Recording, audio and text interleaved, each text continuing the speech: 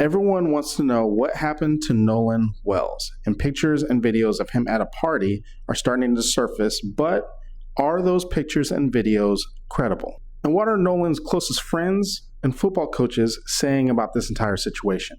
In this video, we're going to cover all that plus more. My name is Matt Phifer. Welcome to Criminal Motives. I give my thoughts and reactions to different events that are happening in true crime. With all that being said, let's watch this next video together, and I'll give you my thoughts and reactions after.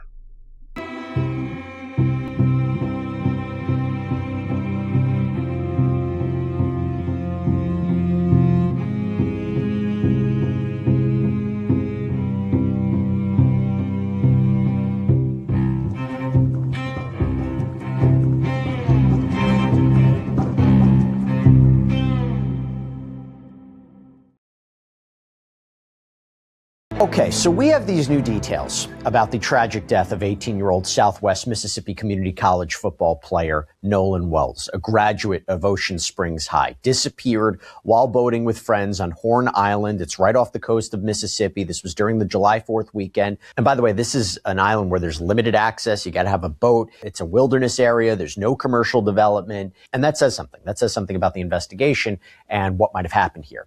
But we know the tragedy of this case. We know that Nolan's body was found that Monday on the island, washed ashore.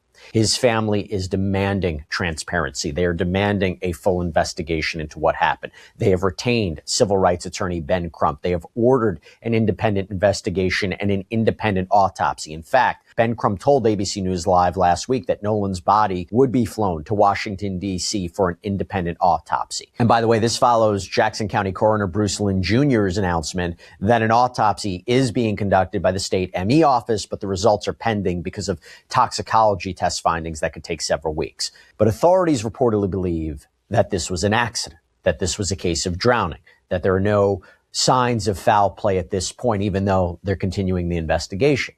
But there are questions. For instance, according to CNN, Nolan didn't return to the dock with his friends that day, and his family didn't understand why he would separate from them, that he was supposed to take a different boat back but didn't. Nolan apparently didn't have a cell phone with him.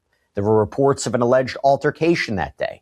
According to the sheriff, one of Nolan's friends contacted the Coast Guard on the night of July 4th at around 11 p.m. Nolan's mom called the sheriff's office midday leading into July 5th. The family has concerns about why Nolan just stayed without friends. His mother saying to GMA, that we cannot answer. I can't fathom why he would. His father saying, we always told him if you go with a group, you stay with a group. In fact, Sheriff John Ledbetter previously indicated that Nolan may have stayed on the island rather than heading back to the mainland. But even Nolan's friend, Javon Williams, told CNN, quote, I've never known Nolan to stay back while his friends leave. He's always been a guy where if he rode with you, he's going to come back with you. That's always how he's been every single time. There's also this. Nolan's mother told GMA that they tracked Nolan's phone using the Life 360 app, and they found out that his phone was with his friends, and she claims that it's possible some of the texts and messages were deleted. So a lot is going on, and as this is going on, we have new developments. There is some back and forth we need to talk about. Apparently, there is a video that is circulated online showing what appears to be an argument that day, and some believe that it involves Nolan. This is something Ben Crump discussed in a press conference last week as one of the contradictions or conflicts in this case. And then the fact, Reverend Al, that they have this video of an argument that is going on.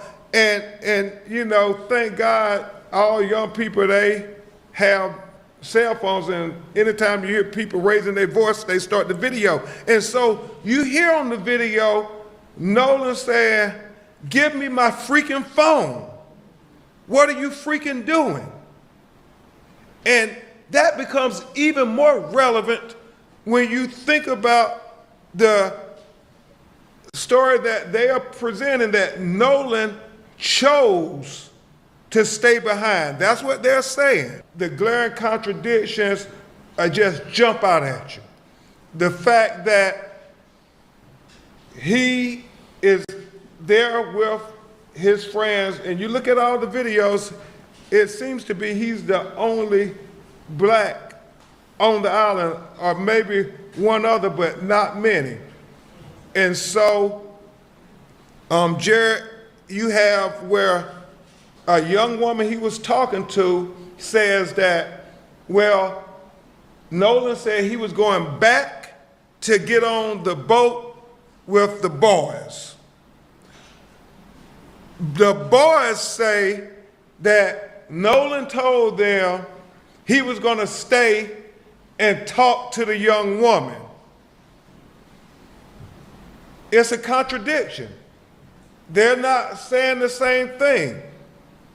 One of them is telling the truth, one of them is not. Well, here's the thing. According to ABC News, despite Ben Crump claiming last week that Wells was asking for his phone back and that he was part of this argument, Nolan's reported good friend, Tracestin Shepard, claims that's not the case, that there was no altercation that involved Nolan.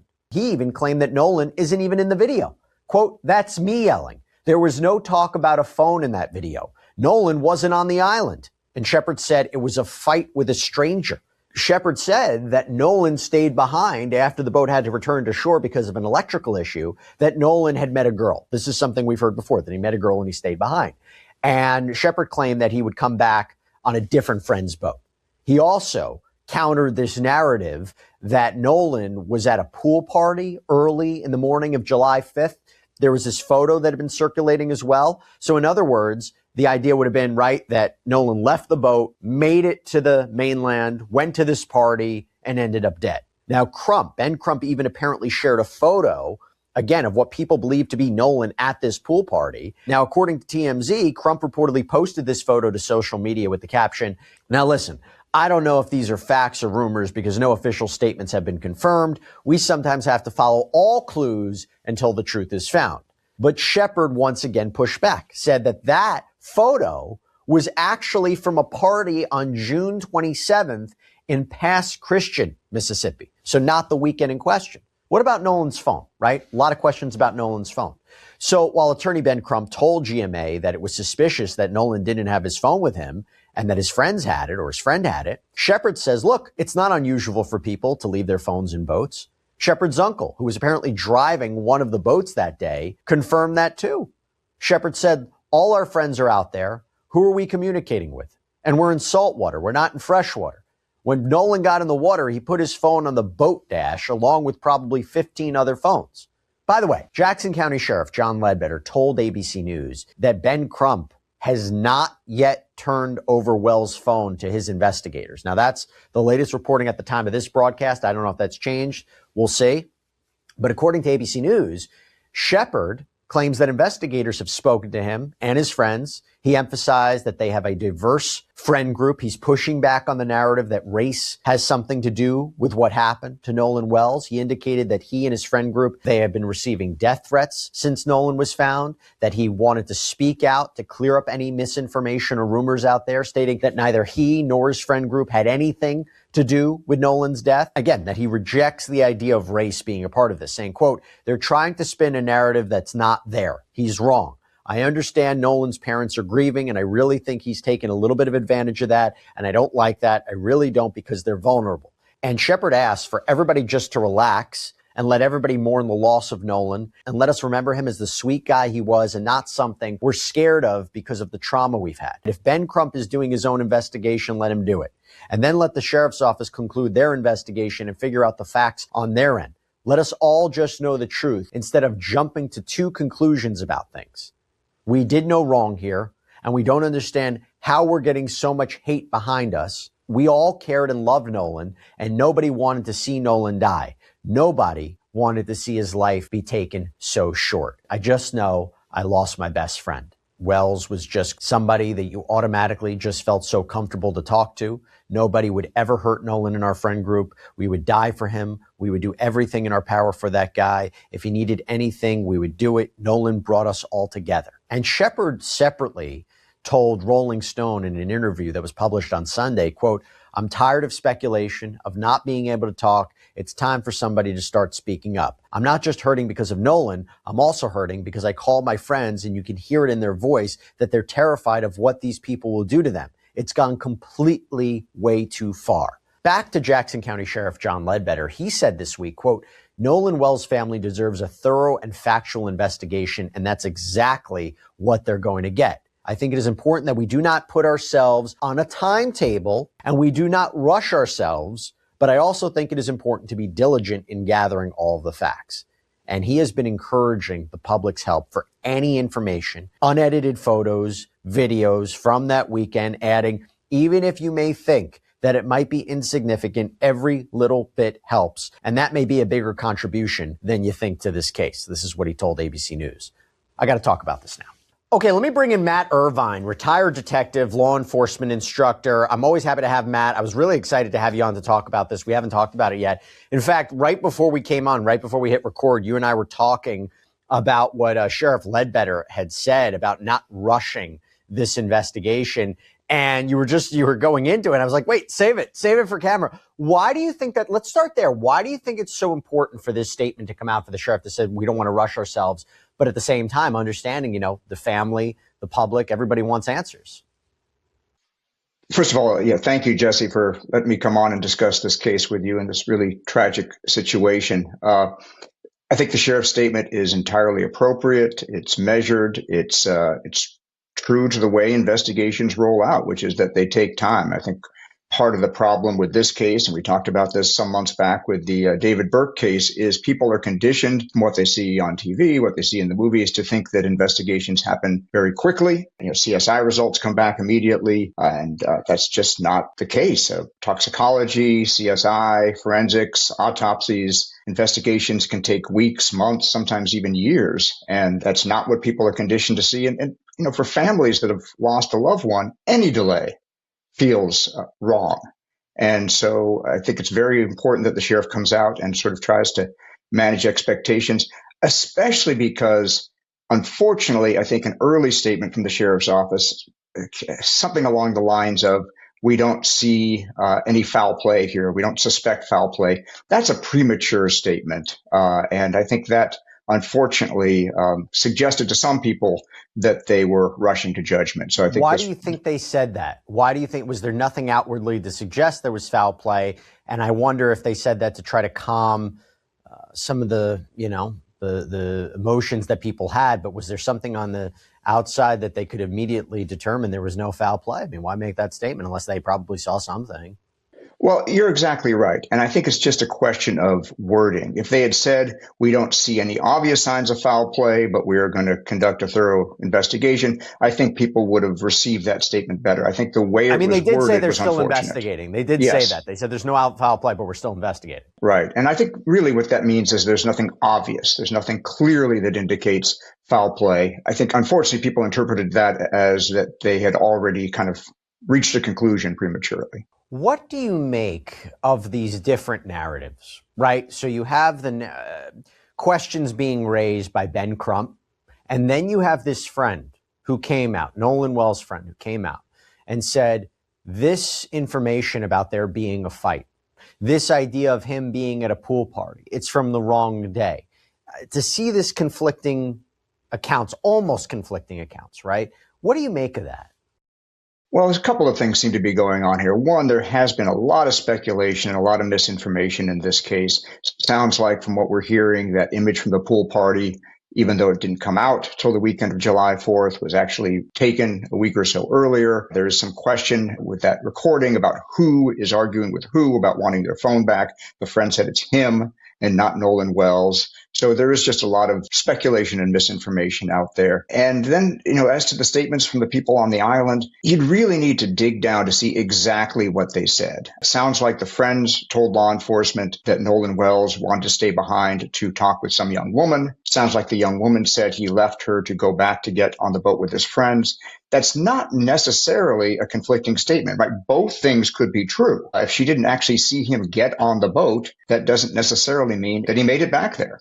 And something might have happened along the way. So you'd really have to look at the exact words that folks used in describing what they thought happened.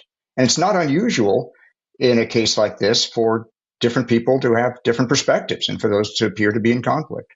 You have to imagine that when this friend, Mr. Shepard, comes out and makes these statements, there are those, and remember, he said he's getting death threats, right? Yeah, he and his friends are getting death threats. You have to imagine people are going to be like, is he telling the truth? Is he credible? I have to imagine law enforcement has backed up his story or have spoken with him and investigated him. And I don't imagine he would have come forward and done these multiple interviews unless he feels he's telling the truth, unless he has evidence to back it up. I mean, otherwise, a lot of people would just remain silent. I find it interesting that he has done interviews with GMA and Rolling Stone and has, tried to clear what he says is misinformation out there and clear his name. And obviously, he talks about receiving these threats, but I think that's significant, right? I mean, how much does that weigh in terms of his credibility? I think it says a lot about his credibility and his intentions that he would put himself out there. He was not initially named in any of the public statements, so he's choosing to be named and choosing potentially to open himself up to the kind of threats that some of these other young people have received. Very important that everybody involved in this visit to the island be interviewed, that they be interviewed separately, and that the police are appropriately mum about what they're hearing from different people, because if, in fact, something nefarious happened, you don't want to give people an opportunity to kind of coordinate their statements. And if it's an innocent situation, you don't want to be leaking information about what other people are saying, because there's just a natural tendency to have statements get contaminated when people hear what other people had to say, and they'll sometimes conform their statements and their recollection to kind of fit the narrative that's out there. Not, again, out of any nefarious reason, but just because that's kind of how memory works. You have to imagine police are looking at that video of this argument, right? I mean, what do you think they're doing with that video? I imagine they're looking at it very carefully. I imagine they're doing everything they can, both visually and in terms of audio, to enhance it and determine who's talking. And I imagine that is just a very small slice of the electronic evidence that they're looking at in this case. I mean, if you have a bunch of young people taking a trip to an island, I imagine everybody's got phones, everybody's recording and uploading things to social media. And even if Mr. Wells's social media account was apparently quiet during at least some of this time, some of that interaction has got to have been captured by other people. That's just sort of how young people socialize. Everything gets put online. You've seen the back and forth also with the phone, right? Like, how could he not have his phone? Why would he leave his phone back behind? But you heard Shepard and Shepard's uncle basically say it's not uncommon for people on a boat to leave their phone behind. What do you make of that? That makes sense. I mean, you're right. Normally, young people have their phones with them and on all the time. But I think getting in water would be an exception. You're not going to get in the water with your phone in your pocket. So the idea that he would leave it behind with somebody or on a boat if he's going to be getting wet makes a lot of sense. Now, I have to tell you, people are looking at this and saying there are strange aspects to it. I mean, even his family says he knows better than just to stay behind, right? Not go back with his friends. His family has said he didn't have his phone. Perhaps messages were deleted. What are potential red flags you see in this? Does it strike you as unusual that the family would want outside counsel to take a look at this, to investigate? Are there aspects to it where you say, you know what, this might not be so straightforward? And I know you're not part of the investigation, but based on the reporting so far, what kind of questions would you have? What's giving you hesitation or reservation, if anything? Well, the fact that he was separated from his phone for a period of time is concerning. Again, it's not necessarily evidence that anything nefarious happened, but it's a legitimate question. Why was he not with his phone? Why was he not posting things on social media? Why are these conflicting statements about how he intended to get off the island and with whom?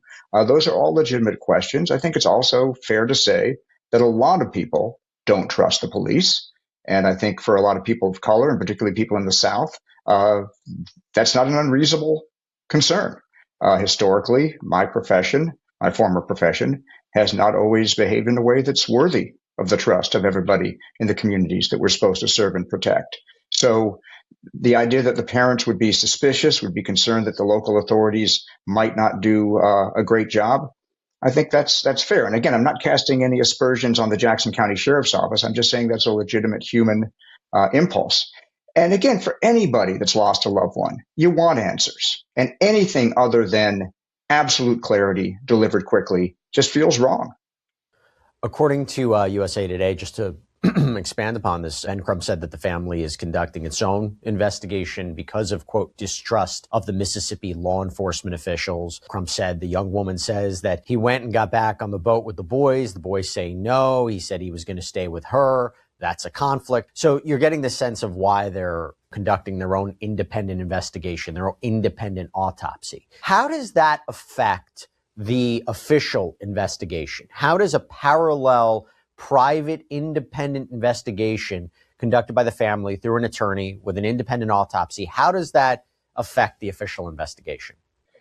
Well, that's an excellent question, and it really depends on the integrity and the quality of persons involved in the independent investigation. I mean, Benjamin Crump is a very eminent and well-known civil rights lawyer. I imagine that he and the family have retained people of the highest caliber to conduct the second autopsy and any additional investigation. So hopefully it will be something that brings out the best in both aspects of the investigation and goes a step further in uncovering the truth. It's not unusual to have more than one autopsy in a case, and it's not unusual for medical professionals to disagree, any more than it'd be unusual for scientists or other eminent professionals to disagree about how to interpret facts in a case. Crump said that the family is going to be hiring these experts to determine whether anything had actually been deleted from Nolan's phone. Questioned why, again, he would remain on the island without it. What kind of experts are those? What is that information? I mean, I imagine law enforcement's looking at that as well. Although, as we reported, at least at the time of this broadcast, it doesn't appear that Crump has turned over the phone to law enforcement. If that's true, I find that interesting, right? And I also curious about how you actually do an analysis of the phone. So there are experts and there are programs that are designed to extract data from cell phones. There's a couple of programs that are used to recover data, including data that people think is deleted. So there's a lot that you can get from a cell phone. Some of it is dependent upon the phone itself, how data is stored, the choices you make, for example, with an application like Snapchat, whether things are retained or deleted. But there are people who do nothing but cell phone forensics and forensic examination of electronic devices, and they're very good at it, and they're very good at recovering things that people think that they got rid of.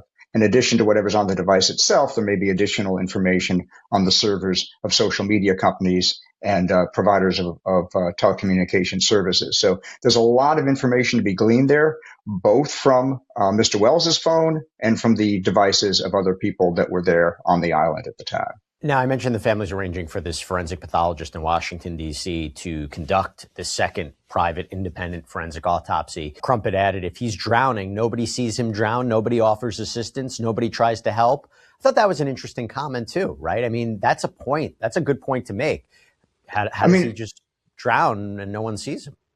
Mr. Crump is asking very legitimate questions about apparent discrepancies between the different accounts, about why Mr. Wells was separated from his phone. And this question of drowning is interesting, especially because Mr. Wells, was apparently a very strong swimmer. But drowning doesn't always look like this desperate thrashing around that we might be used to from the media. Drowning is often silent. It doesn't necessarily look like somebody's in distress. And even a very strong swimmer can be overcome by currents and by things in the water that might impair their ability to swim. One of the things that Crump also mentioned was when Nolan's body was found, right? According to the New York Post, Crump said his body should have been there on July 5th. Why would it not appear until July 6th? If he stayed back on the island, there were boats there. There were people. It's just not adding up. What do you think? Again, Mr. Crump is raising legitimate questions, but for every one of these questions, there are both sort of innocent and more nefarious answers. If somebody drowns, it's not uncommon for their body to remain out at sea or in a body of water for days or even longer before it's discovered, depending on currents and where the drowning happens. The sheriff had asked for, and is still asking for, the public's help, right? Asking specifically for original, unedited photos and videos that were taken on the northwest tip of Horn Island on July 4th, 2026, particularly those depicting alleged altercations or containing images of or believed to include Nolan Wells. That's actually a quote. Original media often contains critical details that may be essential to the ongoing investigation. And look, the sheriff has encouraged anybody, even if you think it's small, even if you think it's insignificant, turn it over because you may not know the value of it. So again, why do you think the sheriff wants this? What are they going to do with this information? How do they analyze it? How do they process it? How does it fit into the overall investigation? Well, it's a very legitimate ask by the sheriff's office, and it's going to probably take them a while to go through all the potential sources of electronic evidence in this case. I would expect that there were many people present on this island besides Nolan Wells and his friends who might have captured some part of some interaction. And if they're going to be parsing through, a day's worth of film from multiple people, and probably in many cases having to slow things down, enhance things to try to figure out what they're really looking at, that's something that's going to take a while, but it's an absolutely essential source of information in this case. Matt, what are you going to be looking out for next? In other words, when do you think we're going to be getting information? When do you think we'll get some update, either from law enforcement? I also wonder if it's difficult to predict when we get some more information from this independent investigation from Ben Crump. I mean, I imagine if they get the independent autopsy results, would they share that immediately? What should we be looking out for next? Well, I would expect that the forensic examination of phones and other electronic media is likely to take weeks, could even take months, depending on the amount of data involved. And it also has to do with the amount of personnel that are available to review all that data. That could be in itself very time consuming. The autopsy itself, at least the preliminary autopsy, both the official one and the private one commissioned by the family, should be complete or close to complete now or very soon. But there's additional steps like looking at toxicology, for example, that may take, again, additional weeks. So that's going to take a while. I think that probably additional potential witnesses may be identified besides the group of friends that went to the island with Mr. Wells. Those interviews may take additional days and weeks. They're probably going to be re-interviews as they gain information from one person that requires them to go back and clarify or confirm information with somebody they've already talked to. So I think we're probably talking about a matter of weeks, both for the Jackson County Sheriff's investigation and hopefully for the independent investigation sought by the family and by Mr. Crump. So I'm hoping it's not going to be too much longer than that. The tough thing about a case like this is sometimes even after all the information is in, you don't have a clear answer. I mean, for example, if the determination is that he drowned, well, that's a cause of death. It's not a manner of death, right? You could drown accidentally. You could drown by suicide. You could drown by homicide. So we might, at the end of the day, have all the facts in and still not have an answer that satisfies the grieving family or other people that are concerned about what happened. Because the forensic evidence wouldn't be so clear to suggest how someone drowned, right? I mean, how could you show, unless there was some sort of blunt force trauma or some sort of evidence of, he was held down or pushed in the water or something like that, it'd be really hard to know. Exactly. And even if there are some injuries to his body, depending on the injuries, they could be something caused by another person or caused by a body being in a rough current. All right, welcome back. So everyone in Nolan's closest circle are saying that this is not a race issue. And not only that, but that Nolan had basically no enemies and that there was no arguing, that he didn't have any beef with anyone. And all of these are important factors. I'm going to circle back to that here in a second, but I also want you to hear not only from his friend, which they gave his statement in the video, but also from his football coach. Take a listen. So Tracy, what his parents think happened here? Do they believe this was just an unfortunate accident, tragedy, or that it's something more sinister? I was in Ocean Springs when it happened, and I was still in disbelief when I got the news that Nolan was missing. So when I got all the details surrounding the case, that they told me he was out at Horn Island, and he came up missing or whatnot. I talked with his dad, and we just had conversation. That was kind of after the fact when they had found his body, because I was just giving the family their respect that they deserve, and when everything first took place. But I was sharing all the detail that the family was sharing, just putting the word out there, and just so everybody could be on notice and everybody be paying attention. Well, when you say you talked to the dad, did he kind of accept this as an accident and an tragedy, or was he more suspicious? Well, no, he was more so just searching for answers right now, because it had just happened and there was a lot of questions still unanswered. Usually high school football stars have a pretty close relationship with their coaches. What can you tell us about just Nolan as a human being? Nolan was a great young man, with a big personality. Everybody gravitated to Nolan because of his smile. He just wanted everybody to be happy, and he was a joy to coach, a joy to be around. To sum Nolan up, long story short, Nolan is a guy that I would let date my daughter. I mean, there were rumblings that he may have gotten into an argument, that there might have been a confrontation or something like that. I mean, was he a guy who would stand up, where, his hackles would go up, or was he more of a get-along type guy? He's more of a get-along type guy. Don't get me wrong. Now, if something happened, he'll defend himself. But I knew right then in that video that wasn't Nolan. One of the theories is that that he was drinking and that there was a Riptide that day and that maybe he got caught in a bad current out there. Knowing him as an athlete, and we've heard that he did know how to swim, would that surprise you if he ended up in that situation? I mean, it would surprise me, that happened, but like I said, man, I'm just waiting till the family, give out, details of what they done gathered. Was there racial tension at this school? No, I don't think it was no racial intention at the school, from my experience. Cause you have, predominant white school, you have black kids there, and they all, played and grew up together and got along. Now, some stuff might have happened that I didn't see. So, I can't speak wholeheartedly on it, but from what I did see, it was a tight-knit community, you know what I mean? Now, all of these things are important factors because we now know that Nolan was well-liked, that no one really had it out for him. And this gives insight into possible motives. And it's important that while they do their investigation, that people understand that, is it possible that something bad could have happened to him in terms of someone had it out for him, someone killed him, that there was an accident, that someone does have information? Yes, that's a possibility. But we also, at the same time, just can't rule out just some sort of horrific, tragic accident. Which brings me to my next point. Ben Crump, what are you doing? I don't know if this is some sort of new strategy. I don't know what he was thinking, releasing these pictures, releasing these videos of Nolan at this party when he didn't even know himself when the pictures and videos were taken. Now, I'm not an attorney.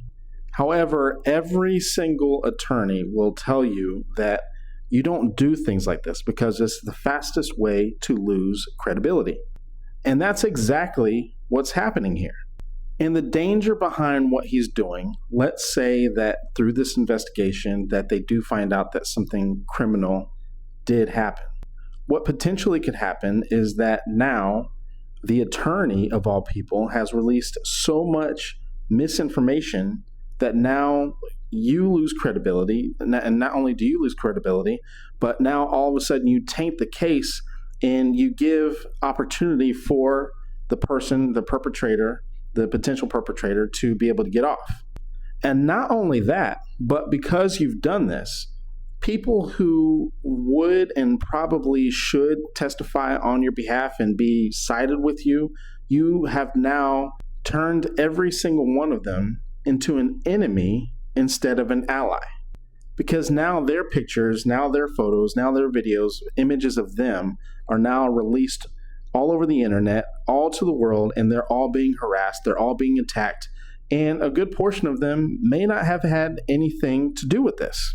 So now for me, from the outside looking in, I have some serious, legitimate concerns on whether or not this case is going to be represented well, whether or not, if they do find out that something criminal did happen, if that person is actually going to be brought to justice, because I don't trust that this is going to be handled with the type of care that it really, really deserves. Now, I'm not saying that anything criminal did happen. I'm going to get into some of the reasons why I suspect that there may not have been. But I don't like this strategy, whatever this strategy is, if there is any type of strategy that Ben Crump has brought to the table.